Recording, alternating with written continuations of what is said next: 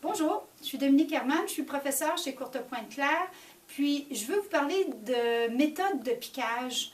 Vous êtes peut-être tous dans la situation où vous allez faire une belle courtepointe, mais la courtepointe, une fois que vous la mettez dans votre machine pour piquer, c'est lourd, ça prend de la place, vous n'êtes peut-être pas installé pour tout faire ça comme ça, et nos lits sont de plus en plus grands, nos matelas sont de plus en plus hauts, puis c'est un peu compliqué.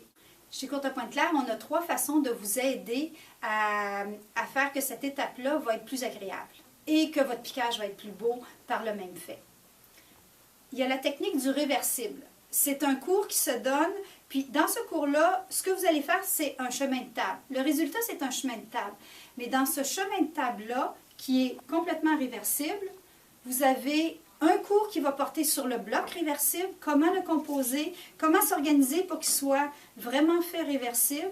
Il y a un cours qui porte sur les insertions qui doivent être installées d'une façon très originale pour que ça fonctionne. Et il y a la bordure de finition 2 couleurs. Cette bordure-là vous permet d'avoir une courtepointe saison printemps-été d'un côté, puis une courtepointe saison automne-hiver de l'autre côté. Donc vous auriez un 2 dans 1. Puis le beau de la chose, c'est que comme vous piquez chacun des blocs de votre chemin de table ou d'une future courtepointe de façon indépendante, c'est un tout petit morceau à mettre dans votre machine et à piquer, ce qui facilite vraiment la tâche. Mais il n'y a pas juste ça. Je peux vous montrer d'autres façons. La rague est une autre technique où on pique nos blocs un par un et on va rattacher les morceaux d'une façon différente que la réversible. C'est simple, c'est le bon projet pour quelqu'un qui débute et qui veut piquer une petite courtepointe comme celle-là ou quelque chose de beaucoup plus grand. Mais il y a des cas où on ne peut pas vraiment utiliser la réversible et on ne peut pas vraiment utiliser la rague. Laissez-moi vous montrer cette courtepointe-là. Vous comprenez qu'elle a un sens. C'est une courtepointe de bordure. Donc, elle a un centre et ensuite, elle a des bordures qui tournent tout autour. Je ne pourrais pas faire une série de blocs avec des insertions comme pour la réversible et je ne pourrais pas non plus faire un rag avec ça.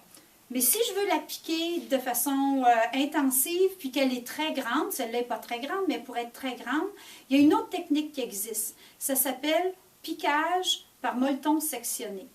Alors, qu'est-ce qu'on fait? Le truc de base, c'est que n'importe quelle courtepointe, que ce soit une courtepointe comme celle que je viens de vous montrer, que ce soit une courtepointe comme celle-là, si vous voulez piquer de façon artistique et intensive, vous faites tout le dessus au complet de façon traditionnelle, vous faites tout le dessous complet de façon traditionnelle, mais il y a une façon très originale d'ajouter le molleton en pièces détachées.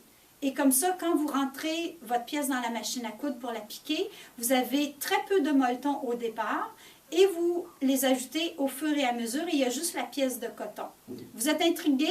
Bien, c'est un cours de 2 heures, c'est un cours théorique. Moi, personnellement, cette technique-là, elle a changé ma vie de courtepointière. Alors, si vous êtes intéressé, inscrivez-vous au cours Assemblage et piquage par molleton sectionné. Je vous attends. Merci!